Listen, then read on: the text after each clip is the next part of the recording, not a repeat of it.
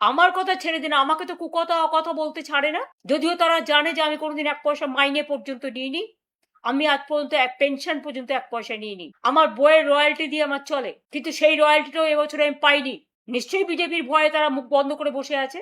মানুষ বই কিনেছে বই মেলায়, সে টাকা আমাদের লোকেরাও জাগবাংলা স্টল থেকে দিয়েছে, কিন্তু আজ পর্যন্ত আমি পাইনি।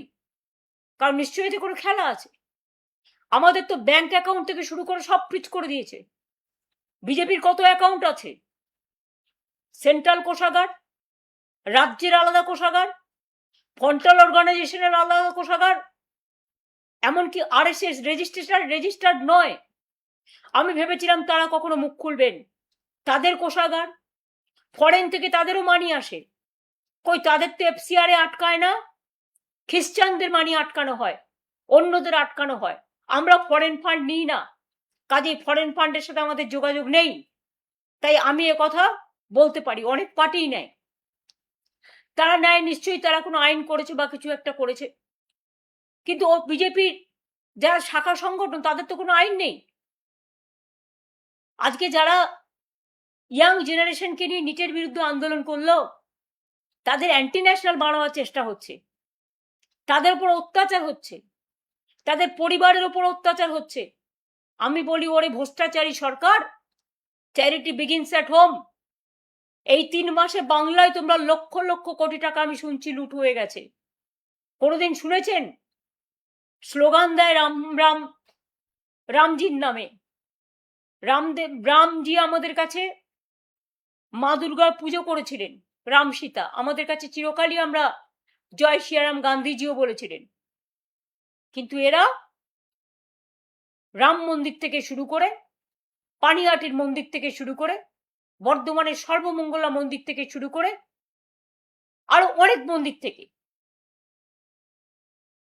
বেনারস থেকে শুরু করে, মধ্যপ্রদেশ থেকে শুরু করে, আসাম থেকে শুরু করে প্রণামী বাক্স লুট করছে। ভাবছে প্রণামী বাক্সটাও বিজেপির অধিকার। পুকুর সংস্করণ নিয়ে বর্ধমানে দেখলাম 2জন মহিলা খুব প্রতিবাদ করছিলেন, তাদের জায়গা, অথচ তারা জানে না গেরো বাহিনী গিয়েও উদ্বোধন করবেন। যার তার জায়গা দখল করে নিচ্ছে। ঠিক আছে, হকারদের নিয়ে তোমাদের এত আপত্তি, অল্টারনেটিভ পথ কেন তৈরি করলেন না? একটা মানুষের রুজি রোজগার কাটতে গেলে তাকে বিকল্প পথের সন্ধান দিতে হয়। কেন আপনারা ওদের জন্য বিকল্প পথ না করে প্রায় 1 কোটি লোক আজকে চাকরি হারা হয়েছে? অন্নপূর্ণা ভান্ডারের নামে অনেক ভাওতা হয়েছে, অনেক মহিলার নাম বাদ গেছে। যারা আমার ঘরের মা লক্ষ্মী, লক্ষ্মীর ভান্ডার নামটা কেটে দিয়েছে। আরে অন্নপূর্ণা মা ভাত দেয়, মা লক্ষ্মীও ভাত দেয়, এটা মাথায় রাখতে হবে। গর্দভ শক্তিদের মাথায় এটা নেই। অনেক উইডোরা পেনশন পায়নি। আজকে 3 মাস বাদে 4 আগস্ট, যখন 4 মাস শুরু হতে যাচ্ছে, আজকে 3 মাস পরে কথাগুলো বলছি। যে আশা কর্মী মারা গেছে, আমি সব আশা কর্মীদের পাশে আছি এবং আমি ইমিডিয়েট একটা টিম পাঠাতে চাই।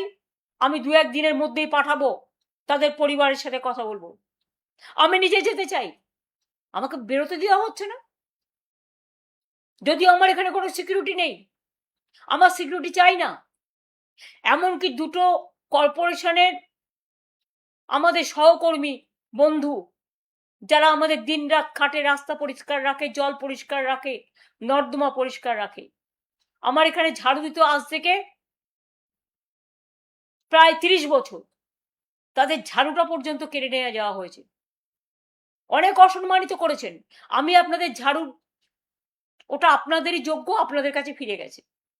আমি আপনাদের ঝাড়ু নিয়ে পরিষ্কার দরকার আমি নিজে পরিষ্কার করব। আমি বাগান পরিষ্কার করতে ভালোবাসি, আমি ঘরের কাজ করতে ভালোবাসি, কিন্তু মানুষের জানা দরকার কোন লেভেলে এরা গেছে। আমরা কেউ জানি না কত হাজার কেস হয়েছে মানুষের নামে, সব জেলে। বাংলাটাকে একটা কারাগারে পরিণত করে দিয়েছে।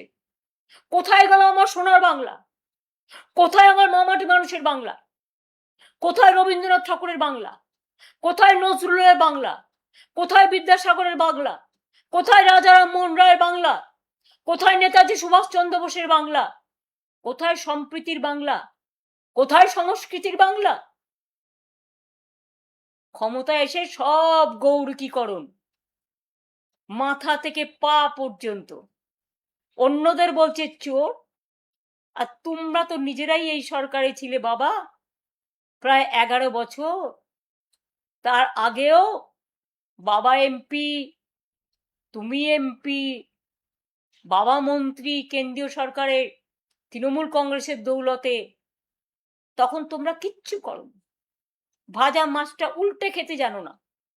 আজকে যত দোষ নন্দ ঘোষ, তোমার বিজেপি এমএলএ গিয়ে বসছে বিডিওর চেয়ারে, বিজেপি এমএলএ গিয়ে বসছে আইসির চেয়ারে। এটা কি তাদের কাজ? না পুরো ফান্ড সাজিয়ে বসেছে, টেবিল সাজিয়ে বসেছে, এত টাকা দাও, অত টাকা দাও, টাকার বান্ডিল গোনা হচ্ছে। আর কে বলছে মাফিয়াদের কথা? যারা মাফিয়াদের সবচেয়ে বেশি মদত দিয়েছেন, খুন খারাপিতে মদত দিয়েছেন, চুরি ডাকাতিকে মদত দিয়েছেন, ব্রিজমোহন কেসে বক্সার, কুস্তিগির বিচার পায় না। 2.5 বছরের বাচ্চাকে আপনারা বিচার দেন না। প্রায় 21-22 জন মহিলা ধর্ষিতা হয়ে গেছে। হ্যাঁ, একজনেরও ঘটনা ঘটলে আমরা সবসময় অ্যাকশন নিয়েছি। এতজন মহিলা ধর্ষিত হয়ে যাওয়ার পরেও আপনারা কারো বাড়িতে যোগাযোগ করতে দিচ্ছেন না, পুলিশ দিয়ে থ্রেট করছেন যাতে কেউ আসতে না পারে। এইভাবে চলবে?